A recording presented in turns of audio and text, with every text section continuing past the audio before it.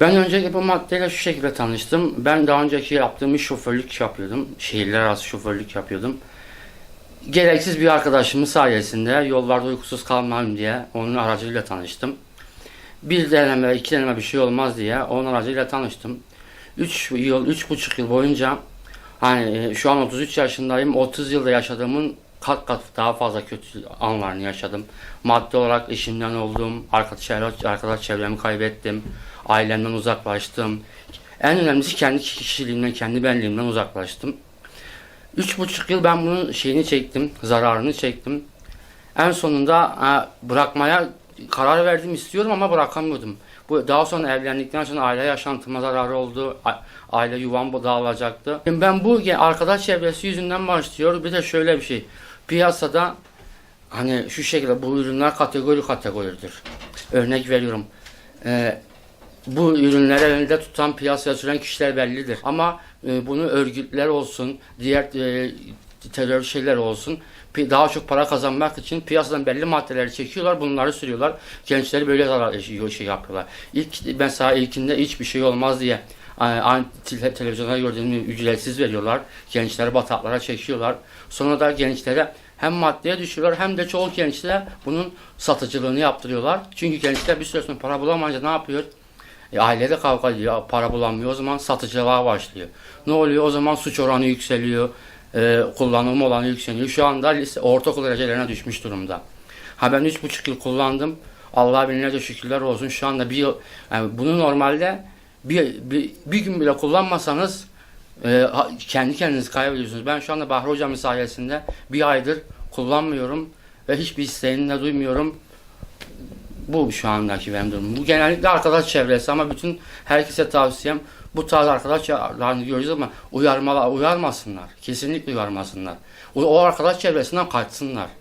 Yani sen arkadaşımsın içme falan demesinler kesin. Çünkü bir insan bunu tutup da içme falan diye arkadaşını uyarmaya kalkarsa o insan bunu içer, buna başlar ve o zaman alışmış olur.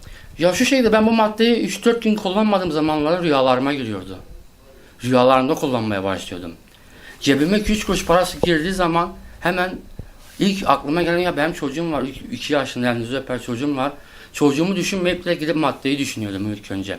Bu böyle sıkıntılarını yaşadım. Bana kriz olarak falan bir sıkıntısı dediğim gibi rüyalarıma geliyordu. İçmediğim zaman ailemle kavga ediyordum. Çünkü niye bir an önce onların yanına gidip onu içmeyi istiyordum. Ailemden bunu gidemeyince aileme çatıyordum. Çocuklarımla, eşimle kavga ediyordum. Oldu, öyle denediğim anlar oldu. Bırakmak isteyip denediğim anlar oldu ama dediğim gibi önümde bana bir yol gösteren olmadığı için, bir aydınlatıcı kimse olmadığı için ailem de detaylı bir şekilde bilmiyordu. Ta ki Bahri Hocam'la tanışana kadar Bahri Hocam bize yol gösterdi. Allah razı olsun binlerce kez. Onun sayesinde kurtuldum. Şu an bir ay oldu. Bir aydır hiçbir istek de duymuyorum. Duymuyorum ve şu anda içimdeki ona karşı olan şey nefret sadece. Ve kendimden de tiskiniyorum şu an. Ben bu 3 yıl boyunca niye kendi kendime bu zararı yapmışım diye. Özellikle gençlere hedef alıyorlar. Gençlere hedef alıyorlar. Ben mesela gençlere hedef alıyorum. Ben mesela diyelim ki onlardan biriyim. Ben kullanıyorum. İşte bir süre sonra artık alacak param şeyim kalmıyor. Satıcılığa başlıyorum. Ben satıcılığa başlayınca ne oluyor? Ben kime satıyorum? Üstüme satamıyorum. Bir alt kadememe satmaya başlıyorum. Alt kadememi alıştırıyorum. Onlar da satıcılığa bir alt kademeye düşüyorlar. Bu böyle şu anda ortaokul seviyelerine düşmüş durumda.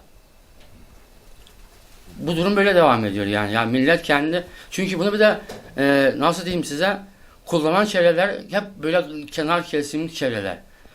Bizim gariban kesim çevrelerimiz kullanıyor. Öyle zengin kesimde zaten onlar şeylerler.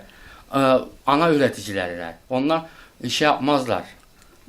Yani ufak tefekle uğraşmazlar. Onlar toptan satarlar. Küçüğe bakmazlar. Gariban kesimi oluyor her zaman. Bunu satan insan nasıl satıyor? Alışıyor ilk başta maddeye. Alışıyor. Bir süre sonra maddi bir kaynak bulamadığı zaman, çünkü bunu içen adam işinden oluyor. Ailesinden oluyor. Kendi özel hayatından oluyor. Ben bunları yaşadım çünkü kendimden biliyorum. Her türlü maddi şeyini kaybedince ne oluyor? Bu kez satmaya başlıyor. Gidiyor örnek vereyim, bir tanesini anlaşıyor. 1-1, 2-2, 3-3 alıp satmaya başlıyor. O zaman hem içiyor hem satıyor. Hem içiyor hem satıyor. O sırada başka kişileri de alıştırıyor. Benim o günler son şu 3,5 yıldır hayatımda yaşadığım en zor günlerimdi. Ben onu şu şekilde açıkça söyleyeyim. Ben bunun 3,5 yıl öncesine kadar kendi banka hesabımda 2 milyar az para olursa maddiyat vereceğim artık bunu, çünkü bu işi kimse yabancımız değil. 2 milyar banka hesabımdan az para olsa benim canım sıkılırdı. Şu anda ben o işe girdim, o batağa düştüm, şöyle bir 2 ekmek parasına muhtaç duruma düştüm. Ben bu illetten kurtulmayı istiyordum, kurtulamıyordum. Tavsiye amacıyla camimizde bulunan Osmanlı Camisi'nin imamı Bahri Hoca ile tanıştırıldım. Bahri Hoca bana hak yolunu, Allah yoluna dönmemi tavsiyelerinde bulundu. Beni Kur'an-ı Kerim'le, namazla tanıştırdı. Tavsiyelerinde bulundu. Onun tavsiyeleri sayesinde yani ben doğru yolu buldum. Şu anda iç huzuruna eriştim. Ve Bahri Hocam'ın bu tarz çalışmalarını da mahalledeki diğer gençlerden, diğer gençlerden olsun, büyük insanlardan duymuştum. Onların tavsiyesiyle gittim. Allah önce Rabbime, sonra da Bahri Hoca, Allah razı olsun. Şu an dediğim gibi ben şu an bir ay tedaviye başladım. Sürecim bir ay oldu. Bir aydır kesinlikle şu an o geçmişte yaşadığım 3 yılın pişmanlığını yaşıyorum. Ben nasıl bir batağın içine düşmüşüm, kendime neler yapmışım, nasıl bir rezil etmişim kendimi diye düşünüyorum artık. Ve son bir aydır eşimle aramayı, çocuklarımla aramayı. Şunu da söyleyeyim. Belki ben tedavi sürecim hala devam ediyor. Devam edecek de. Ama bu tedavi sürecinin sonucu şu an bir ay olmasına rağmen çok huzura erdim. Daha ilerleyen zamanlarda daha güzel şeyler olacağına inanıyorum yani. İnsanlar bu tarz maddelere ne için başlıyor? İçlerinde bir boşluk oldukları için o boşluklarını Kur'an-ı Kerim'le, camilerle doldurabilirler. O boşluklarını, boş zamanlarına bütün ben inanıyorum ki başta Bahri Hocam olmak üzere bütün cami hocamlar kimseye geri çevirmez. Bir boşluk, bir sıkıntılı olduklarında camilere yönelsinler, Kur'an-ı Kerim'e yönelsinler, dualara yönelsinler.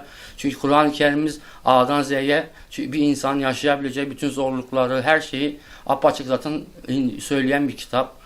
Her şeyi Kur'an-ı Kerim'de, Allah yolunda bulabilirler. Bu maddeye sarılacaklarını hak yoluna dönsünler yani.